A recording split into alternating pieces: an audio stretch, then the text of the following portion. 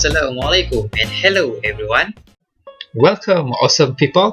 Alright, in this video we are going to look at simple present tense and I'm going to tell you how you can use this mantra 1, 2, I love you, put S, no S to help you in using simple present tense. Okay, so the main focus is simple present tense. Let's start. Okay, by the end of the lesson, we will learn number 1, simple present tense rules ataupun peraturan simple present tense, dan number 2, when to use simple present tense. Bila kita nak guna simple present tense. Right?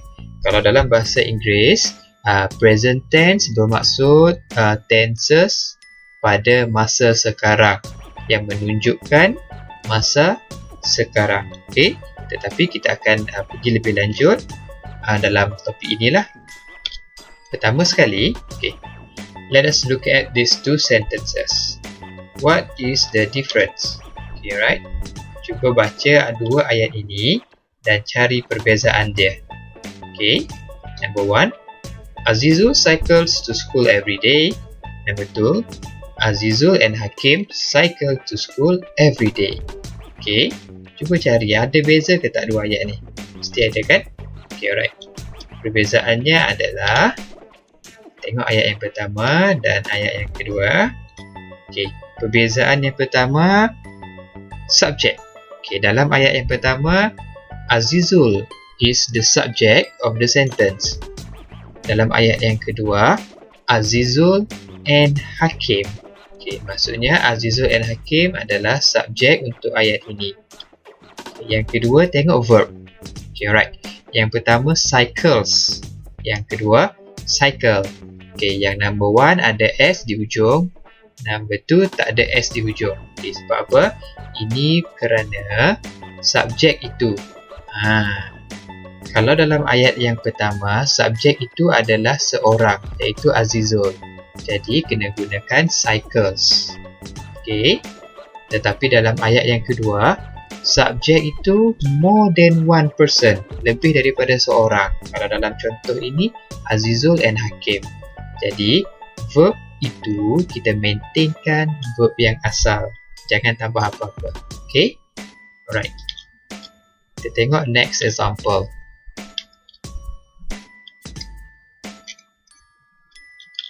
Okay, kita tengok next example. Let us look at these two sentences. What is the difference? Okay, number 1, I eat some rice every day. Number 2, I eat some rice every day. Okay, number 1, I eat. Number 2, I eat. Alright. Okay, jom kita tengok. Okay, kalau saya ajar tadi, number 1, kita tengok subjek. Dalam ayat ini, okay, subjek dua-dua I, saya. Okay, kalau I biasanya seorang lah sebab saya kan. Jadi kamu rasa ayat mana yang betul? 1 atau 2? Okay. Alright, tengok verb. Dua-dua verb eat, makan. Okay. Cuma kalau yang pertama eat, yang kedua eats. Alright. Okay. Ayat yang kedua adalah salah. Okay, sebab apa? Okay, sini saya terangkan. Walaupun I adalah satu subjek, seorang, tetapi I ni dia special sikit. Okay, I mesti gunakan verb yang asal. Walaupun I itu seorang. Okay, we're gonna look at number 3. Okay, let us look at these two sentences. Which one is correct? Okay, ada dua ayat ini. Cari satu yang betul. Right? Okay, yang pertama sekali, bila nak tengok, kita cari dulu subjek. Dalam kedua-dua ayat ini, ayat yang pertama, the sun rise in the east and set in the west. Ayat yang kedua, the sun rises in the east and sets in the west. Okay, dua-dua subjek dia adalah the sun. Matahari matahari terbit di sebelah timur dan terbenam di sebelah barat. Cuma beza dia pada verb. satu rise, satu raises, satu set, satu sets. Okey, ada S dengan tiada S. Jadi mana yang betul? Okey, ayat yang pertama adalah salah. Kerana verb itu perlu berserta dengan S. Manakala verb ayat yang pertama tiada S. Kenapa yang pertama salah? Okey, sebab dia the sun kan satu, jadi verb mesti kita tambah S. Alright? Okey, now bila kita nak gunakan simple present tense macam tadi tu. Okey, yang pertama action in present times ataupun perbuatan yang berlaku dalam masa sekarang. Yang kedua daily habit ataupun habit harian kita, benda yang kita buat berulang-ulang setiap hari. Okey, banyak kan benda yang kita buat setiap hari. And then regular action, benda yang jadi kebiasaan kita buat ulang-ulang. Okey, mungkin bukan setiap hari, tetapi dalam masa seminggu sekali ke, sebulan sekali ke, kita pasti akan buat benda itu dengan berulang-berulang pun guna peraturan ini. Dan yang ketiga, general facts ataupun fakta umum, benda yang kita tidak boleh ubah.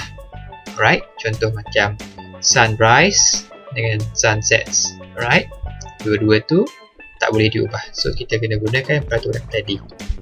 Okay, now kita pergi ke next topic. 1, 2, I love you, put S, no S. Alright, okay, now ayat di atas adalah nak membantu secara ringkas lah, secara mudah bagaimana peraturan action verbs untuk simple present tense. Okay, pertama sekali kena ingat dululah, ayat dia berbunyi begini. 1, 2, I love you, put S, no S. Apa ini? What is this? Right. Yang pertama sekali, andaikan ada satu kotak dengan rupa beginilah, awak buat kotak macam ni dulu. Okay, then sebut 1, 2, I love you, put S, no S. Okay, apa dia put S, no S? Okay, put S, no S tu pada verb tu lah. Alright. Kalau subjek dia satu, jadi tengok action verb tambah S. Contohnya read jadi reads, eat jadi eats, dan yang seterusnya. Okay. And then kalau yang subjek ayat itu lebih dari satu, ataupun I ataupun you, okay, no S pada action verbs.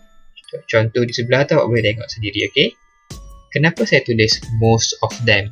Okay, sebab kebanyakan verbs boleh guna peraturan put S, no S ni, tetapi ada verb yang tak dapat pakai peraturan ni, cuma tak banyak lah.